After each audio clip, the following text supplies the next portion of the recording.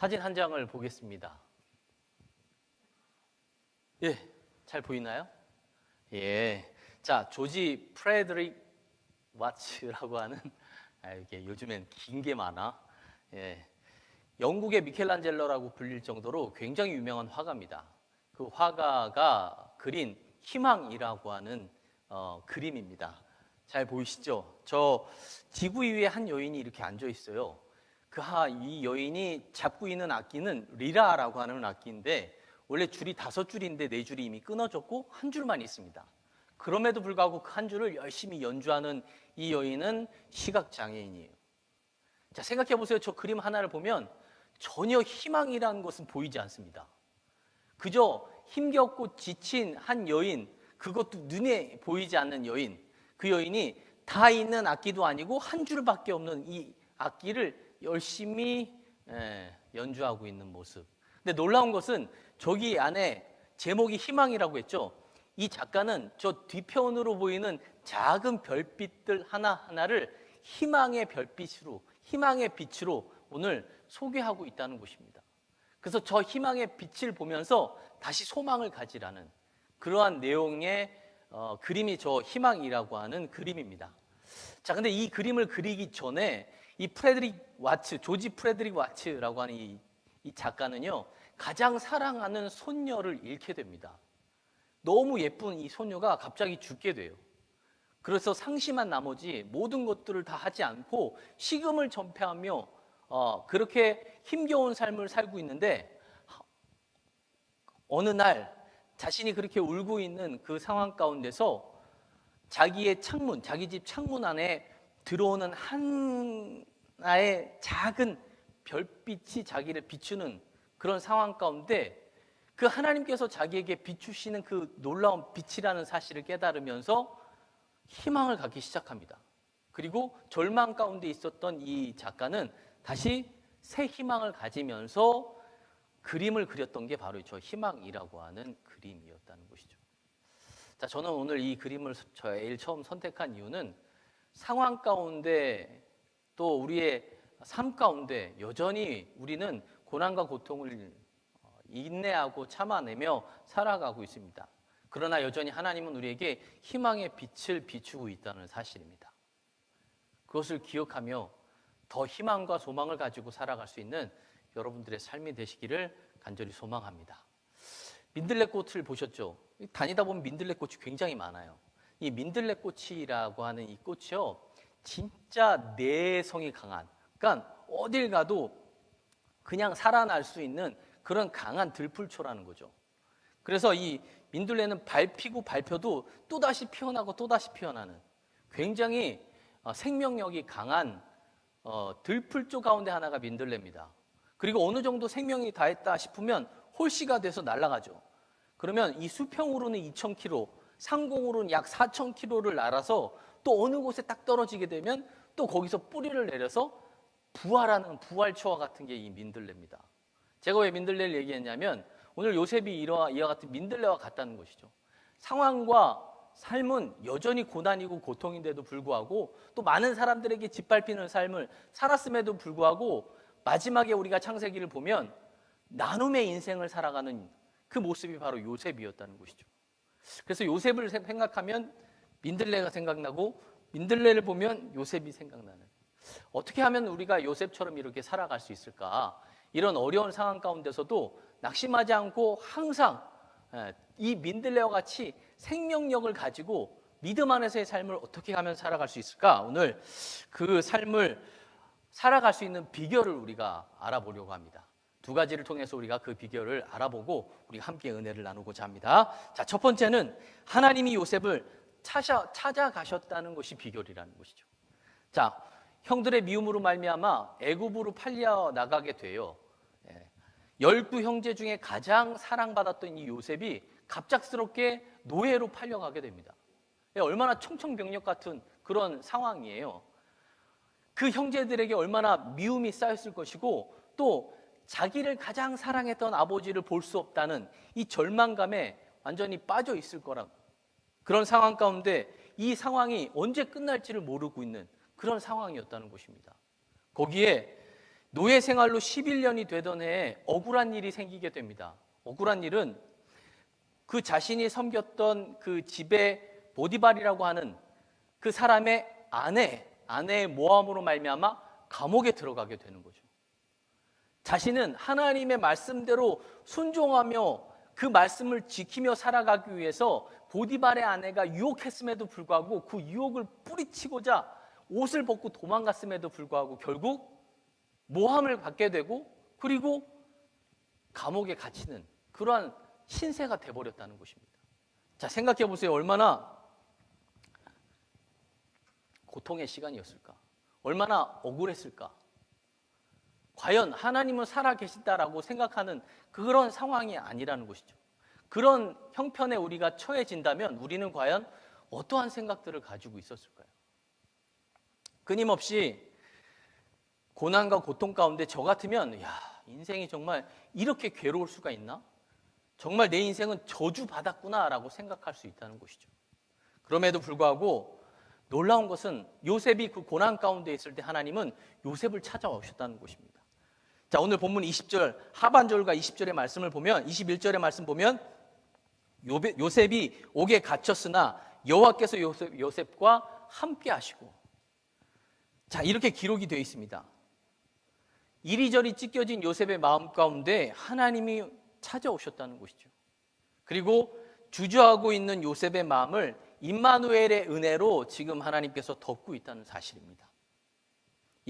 사람들은 요셉을 방해하고 끊임없이 요셉을 어려운 상황 가운데로 밀어내고 있는데 하나님은 그 상황 가운데서도 여전히 요셉과 함께한다라는 사실을 우리는 성경을 통해서 배울 수 있다는 것입니다. 또 더 억울한 것은 감옥에 있을 때 사람에게 또 배신을 당하게 되죠. 왕의 술 맡은 관원장이 요셉의 덕분에 석방이 되게 됩니다. 그때 뭐라고 얘기해요? 거기 가게 되면 나를 좀 생각해서 나를 빨리 좀 빼내 주십시오. 나는 정말 억울하게 이 감옥에 갇혔습니다 라고 하소연을 했음에도 불구하고 이 술 맡은 관원장은 복직된 후에 요셉을 까마득히 잊어버리게 됩니다. 얼마나 억울했을까? 그렇게 도움을 줘서 본인이 석방됐음에도 자신을 잃어버린 상태 가운데 있으면 요셉의 마음은 얼마나 힘이 들었을까? 그럼에도 불구하고 하나님은 요셉을 잊지 않았다는 사실입니다. 자, 요셉의 석방을 위해서 하나님께서 이 일을 꾸미게 되죠. 어떻게 꾸미냐면 바로의 왕, 그러니까 바로 왕이 꿈을 꾸게 하는 겁니다. 근데 그 꿈을 꾸었을 때 아무도 해석할 수 없도록 하나님께서 만드셨습니다. 그때 문득 이 술 맡은 관원장이 예전에 생각을 하게 돼요. 내가 감옥에 있을 때 나도 정말 해석하지 못하는 꿈을 꿨는데 그 꿈을 요셉이 해석해줬지라는 생각을 깨닫게 해주고, 그리고 결국 요셉이라고 하는 사람을 찾아가게 되고, 그리고 요셉을 데려다가 바로 왕 앞에 세우게 되는 것이죠. 사람들은 다 잊었을지 모르지만 하나님은 요셉을 결코 잊지 않으시고 늘 찾아가 주시고, 오늘도 하나님께서 요셉을 세우시기 위해서 하나하나 만들어가는 과정들을 오늘 성경을 통해서 우리는 배울 수 있다는 것입니다.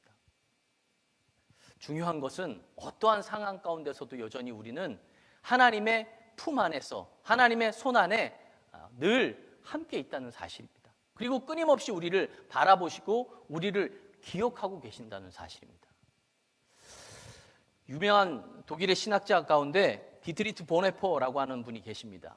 20세기 위대한 신학자이고 목사님 중에 한 분인데 아주 명문 가문에서 태어났고 아버지도 의사이자 대학 교수였습니다. 워낙 탁월하고 똑똑해서 20살 되던 해에 성도의 교제라고 하는 박사학위 논문을 쓸 정도로 아주 천재적이고 천부적인 재능을 가졌던 분이 이 디트리트 보네퍼라고 하는 사람입니다. 그런데 이 히틀러 정권에서 저항을 하다가 수감이 되게 돼요. 그때 함께 수감을 했던 사람 가운데 한 사람이 있습니다. 이름이 또 길어요. 파비안 폰 슐라 브렌도르프라고 하는 사람입니다. 지난주부터 이렇게 긴 이름이나 이런 부분들이 많죠. 이 사람이 이 디트리트 보네퍼를 보면서 뭐라고 이야기했냐면, 보네퍼는 항상 밝고 명랑했고 친절했습니다.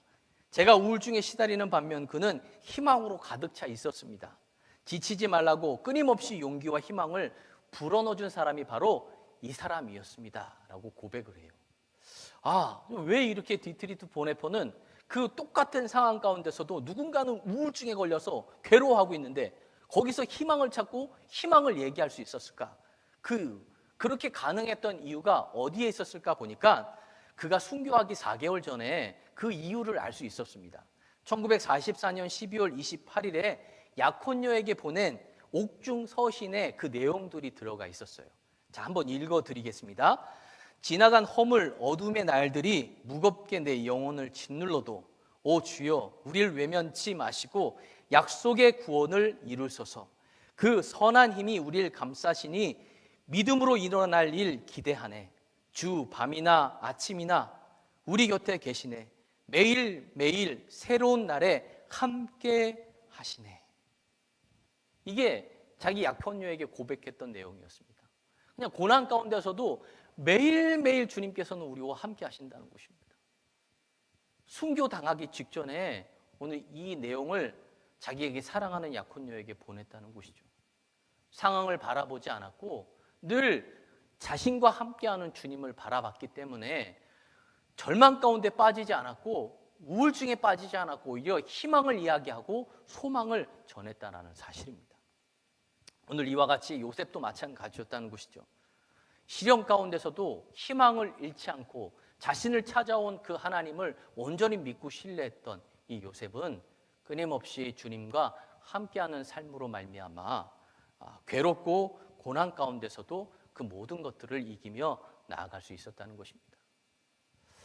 마태복음 28장 20절은 우리에게 가르쳐 주고 있습니다. 볼지어다 내가 세상 끝날 날까지 너희와 항상 함께 하리라. 또한 히브리서 13장 5절은 우리에게 이야기합니다. 내가 결코 너희를 버리지 아니하고 너희를 떠나지 아니하리라. 하나님의 그 선한 능력이 우리를 결코 떠나지 않고 함께 하신다는 사실을 기억하시고 어떠한 상황 가운데서도 요셉처럼 희망을 잃지 않고 나아갈 수 있는 여러분들의 삶이 되시기를 주님의 이름으로 축원합니다.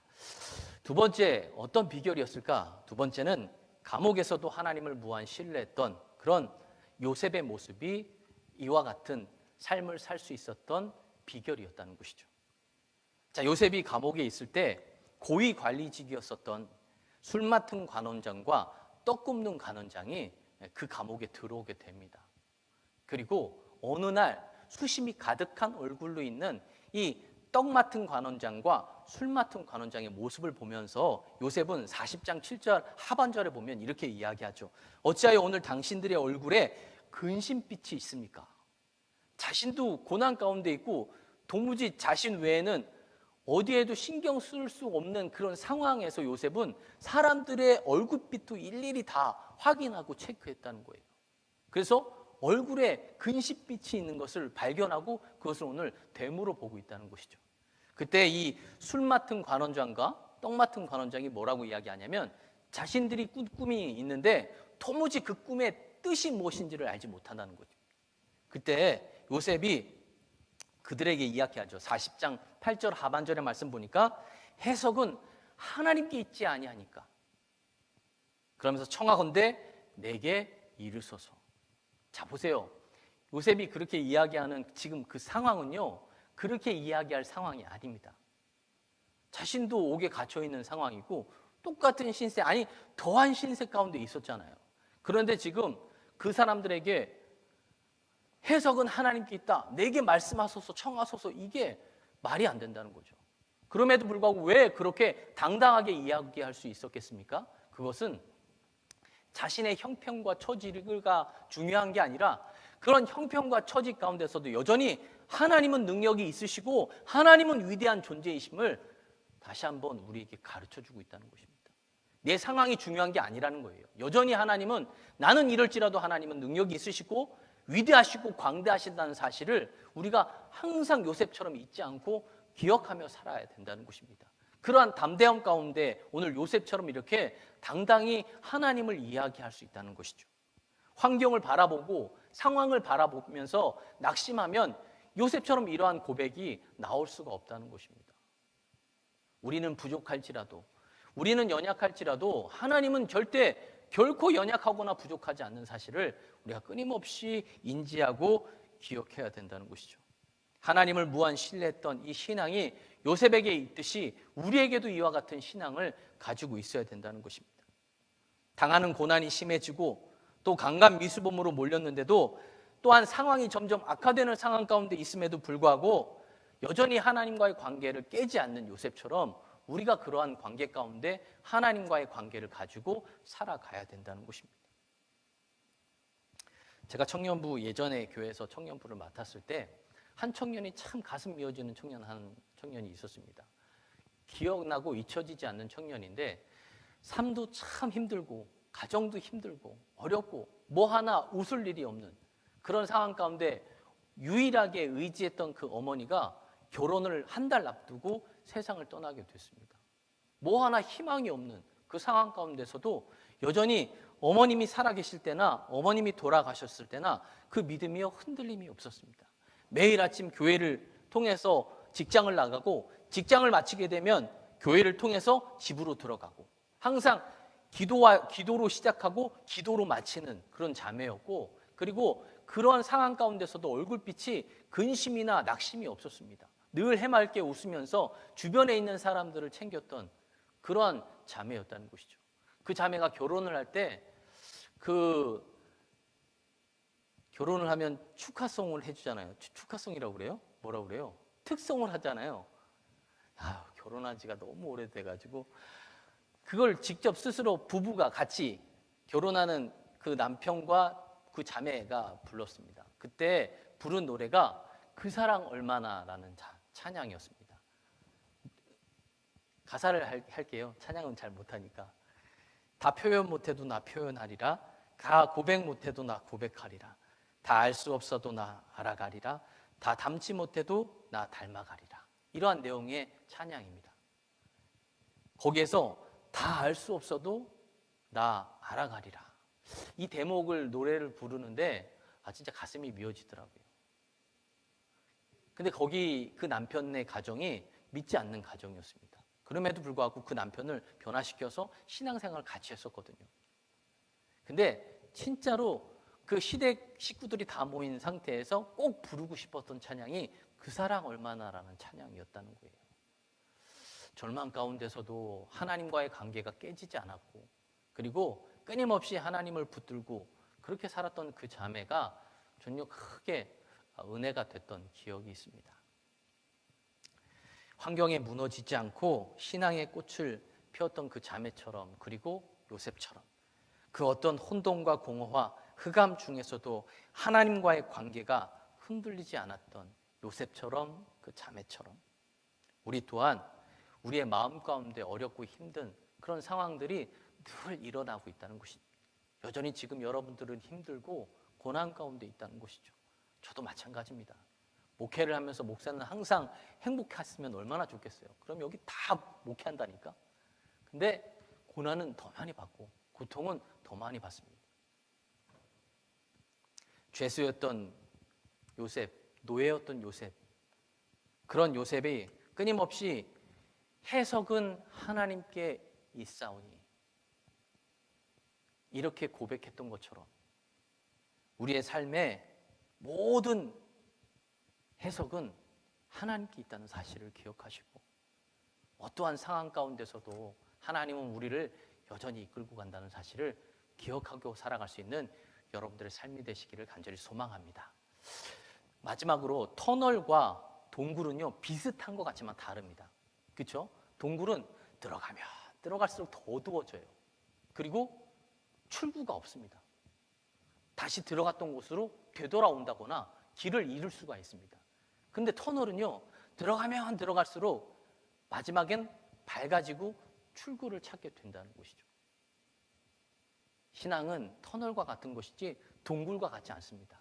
어렵고 힘든 상황 가운데 우리가 처할 수는 있지만 결국 우리가 하나님을 믿고 의지하며 나아가는 그 길은 터널과도 같은 길이라는 것이죠. 자동차를 타고 고속도로를 달려도 터널이 많고 기차를 타고 가더라도 터널을 많이 지나갑니다. 왜 터널을 지나갑니까? 그게 지름길이에요. 만약에 터널이 산을 뚫어서 터널을 만들잖아요. 그걸 만들지 않으면 계속 빙빙 돌아가야 돼요.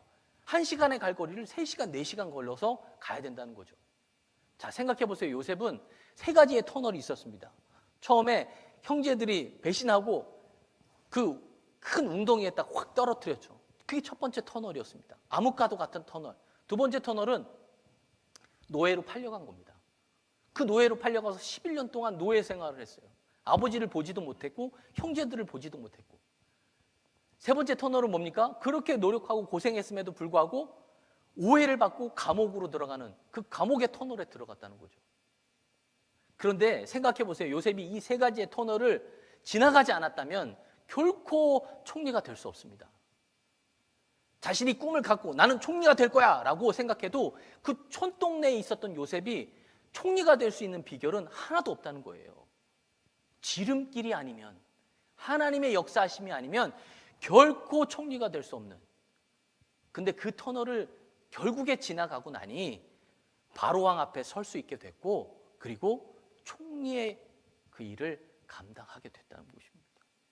여러분들의 삶 가운데 터널이 있습니까? 그 터널이 지름길이라는 사실이에요. 그 터널을 잘 지나가게 되면, 그 터널을 통해서 우리가 통과만 하면 하나님께서 준비해 놓은 놀라운 복이 우리를 기다리고 있음을 다시 한번 기억하시고, 요셉과 같이 이 터널을 잘 지나가는 그런 여러분들의 삶이 되시기를 주님의 이름으로 축원합니다. 마지막입니다. 계속 마지막이라고 하는데 이영미 시인의, 제가 원래 이 그림도 좋아하고 시도 좋아해요. 네, 이영미 시인의 도마라고 하는 시가 있습니다. 놀랍죠? 이 제목이 도마예요. 도마. 자, 보세요. 방패보단 도마가 되기로 했어. 모두가 피하는 칼, 늠름히 받아내며 울퉁불퉁한 모든 삶의 재료, 내 안에 알맞게 반듯해지고 다져지는데 까짓 칼자국이야. 한두 개일 때 흉터. 삶이 되고 보면 꽃보다 향기로운 무늬가 된다.